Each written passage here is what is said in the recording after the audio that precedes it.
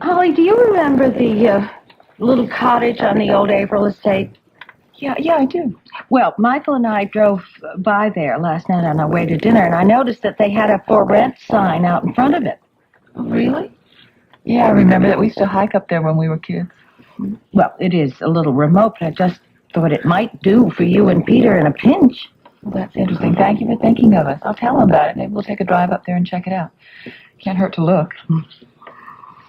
Well, Ed, are you still with us? Oh, I'm sorry. What are you so preoccupied about? I was thinking about my lecture at the university tonight. Oh, what about it? Well, there's a question and answer period after the lecture, and some of those last year med students are pretty sharp. Oh, I think you'll manage to hold your own. I think so, too. I'm not worried a bit. You're just saying that because you're not lecturing tonight. Because I'm not lecturing, I don't worry either. Excuse me, Dr. Bayer. The box of flowers just arrived for you, and I wondered where you wanted them. Oh, great. Just bring them to my office, would you? Mm-hmm. Yeah, there are some roses to take with me to meet Rita at the airport tonight. They were gorgeous. Yeah, yellow roses, they're a favorite. Listen, why don't I just put them in the big refrigerator, and that way they'll stay nice and fresh. Betty, thank you. I appreciate that. Okay. Hi, everybody. Why, hello, dear. I hope. Hi, how are you? Hi, may I join you? Why don't you take my place? Yeah, I've got to get to my office and take care of something. Well, Uncle Ed, I didn't mean to make you leave. No, you're not. Incidentally, I just want to remind you that you and Alan are both invited to the family picnic, right? Well, thank you, but I don't think we'll come. My dad made it very clear that he really doesn't want to spend any time with us, and I just think it'll be very awkward. Well, it won't be a problem. You see, your father's going to be going out of town on business for a few days, so he won't even be there. Oh, well, in that case... So, count on coming, okay? Both of you. Okay. Well, goodbye. Thank you. Well, it's good to see you. Good to see you, too. Alan and I are looking forward to coming to your wedding. Mm-hmm. And as a newlywed, I cannot recommend the state of matrimony high enough. Bert, do you know where Mike's going to go? Yeah, San Francisco. He called me earlier to tell me, but he didn't say why he had to leave so suddenly or when he'd be back. I booked you on a 10:30 flight tonight. The ticket will be waiting for you at the airport. Fine. Okay, now, tomorrow morning, I go directly to this doctor's office, and I'll meet the Morenos there. Yes. Obviously, this Dr. Elric is the man who's been helping them all along. He's arranged for the false passports and whatever other papers they'll need. With any luck, the Morenos will be on a freighter bound for Hong Kong just a few hours after you meet them. What are they going to do in the Orient? I have no idea. But they know that they can never go back to Puerto Rico. Well, I know what a relief it's going to be for you when they're finally gone. You can't imagine. It's been like a sword hanging over my marriage. Once the pressure's off, maybe you'll be able to devote your full energies to the company again. Let's keep our fingers crossed. Now, the Morenos have to make it from their hiding place in San Rafael to San Francisco without being spotted by the detective of Mike's. If he does see them, they'll be arrested before they can ever make that freighter. I certainly pray that doesn't happen. After all, I'm involved with the Morenos now, too. The minute I step on that plane, carrying $25,000 in cash in my briefcase. Now, the money for Mrs. Richards' house should be coming through any day, so be sure she gets as soon as comes through, all right? And just check in on her every once in a while and see if she's doing okay, if there's anything we can do. You make it sound like you're going to be away for weeks. Yeah, well, I'm not sure exactly how long I'll be gone. Sansa's pretty sure that they're going to catch Marina as they move out of wherever they're hiding.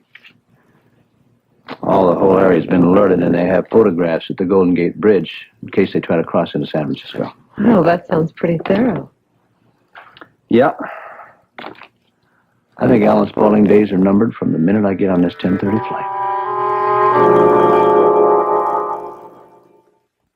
Oh, and listen, just remember, if you run into any snags putting the wedding together, be sure to call on Grandma and Morgan Richards. I mean, they did such a good job putting my wedding together so quickly. Thanks, I'll remember that. Bye. Bye-bye.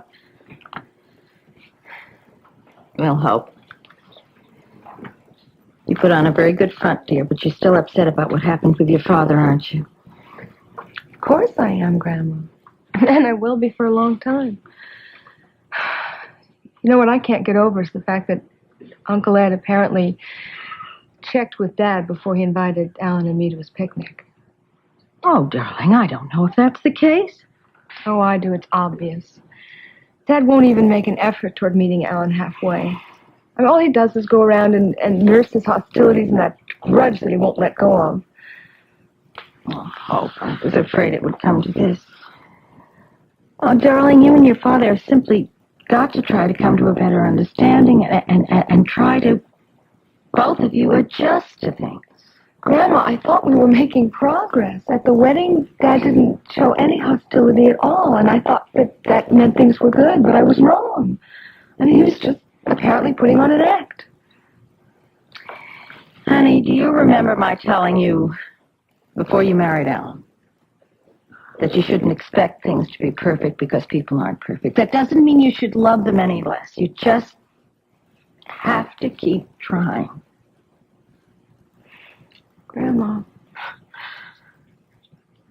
how can I try if Dad doesn't help trying? Darling, I think you just have to give him some time. It's when he sees that Alan is making you very happy, he may come around, but it is going to take time. Grandma, I want everybody to get to know Alan. Maybe then they'd grow to care about him the way I do. The way things are now, it's just ridiculous. Here I have this wonderful home, and I can't share it with the people I love. And, Grandma, you know how much I love Dad. Yes, darling, of course I do. Honey, I have to ask you something, and I know it's something you considered before you married Alan. But if your father hadn't gone along with the wedding, if he'd said that if you married Alan, your relationship with him would be over, what would you have done? Well, I thought about that because I thought it might come to that. And? And I would have married Alan. Well, then, you're just going to have to accept the consequences of that decision and give your father time to come around. If he does. How you doing these days, then, Katie? Oh, I don't know. Better, I guess. This recovery is so slow. Well, it usually is in cases like yours. I guess so. I don't understand that they've had millions of years to experiment on this, and lots of guinea pigs. So why can't they come up with a cure for something like this? Huh? Well, they have. It's called time. Yeah, the heart is a slow healer, I'm afraid. Yeah, especially when it's been fractured in 2 or 3 places. How do you think I'd look in a splint? Pretty uncomfortable, I should think. Yeah, I think so, too. Well, maybe I could talk to Dr. Marler. Or an equally competent cardiologist. Have a specialist flown in from Vienna? No. They'd all tell you the same thing, Katie. But if it's any consolation to you, the world is full of cases like yours. Always has been, long before they invented doctors. But in spite of that, people have survived. You don't have a prescription for me? No, not too much rest or being alone. Kind of keep busy, mix with people as much as you can. Well, I don't know if there's very much demand for a single girl in a crowd, but I'll think about it. Oh, there you are. Hi. These for you, Katie. Would you remember to help me tonight? I want to take the storm windows down and put the screens up on the cottage. Well, yeah, except, they're predicting heavy rains and thunder showers. Oh, I don't care. The nights are so beautiful now. We want to breathe the fresh air. Okay. All right. I'll do it. Don't be so nervous about that lecture, Ed. You'll be just fine. Well, actually, I really am a little nervous about this one tonight. Well, are you going to take advantage of my absence tonight from the house, or to have some people over, some friends over? No, I think what I'll do is just live it down for a change. Hillary's got to work late here. I'll just catch up on some studying. Yeah. Well, maybe I'll see you back at the house tonight if I don't get back too late. Huh? Okay.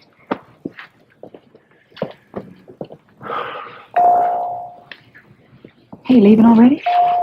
Well, I thought I'd go over to the campus a little early, go over my notes, grab a bite to eat there, and then head straight for my lecture. And then to the airport. Right.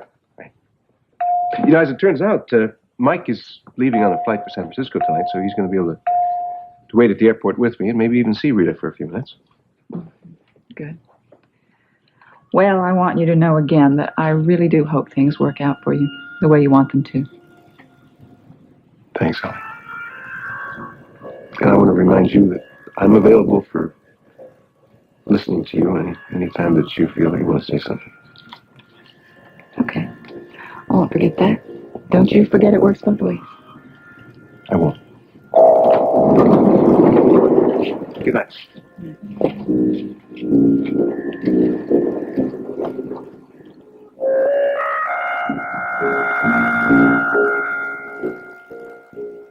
Bubble, I want you to call me if you run into any problems. Don't worry, I will, at the top of my voice.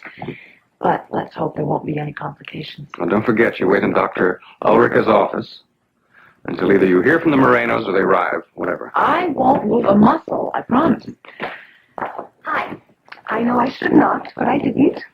I love you. Hello, Diane. Hello. That's quite an entrance. Well, I couldn't help it. I missed you so much. Missed you, too. How was your day? Oh, it was average. I left the office early and went over to the hospital to see Grandma. Do you know what? What? I have spent the entire day while I was working on a project for another office thinking about your office. Why were you thinking about my office? Well, it doesn't have enough... I don't know. It's not impressive enough for a man in your position. It doesn't need presence. I've never really cared very much for imposing offices. It's what goes on inside of them that really counts. No, I don't agree with you, Alan. I think the image is very important. And I have a lot of plans for remodeling and enlarging your office. And I'm going to give them to you as a wedding gift. Diane, do you know what's behind that wall? Well, it used to be a dark room. Right now it's a filing area. Well, fine. We can knock out the wall, take out the files, and then we'll have twice the space. And then I'm going to handle it like an English library. Slow down now. You're going a little too fast. No, that's all right. I know you're going to love it when I'm finished. I love you for thinking of it anyway. Oh, Well, Al, if you don't need me anymore, I think I'd better get home and pack. Pack, are you going somewhere, Diane? Yes, Diane's flying to San Francisco tonight to finish up some business with Bob Bailey that I wasn't able to finalize. Oh, well then would you do me a favor? Would you please give my regards to Francis Bailey while you're there? I'll make a point of it. Well, thank you. Now, where were we? About here.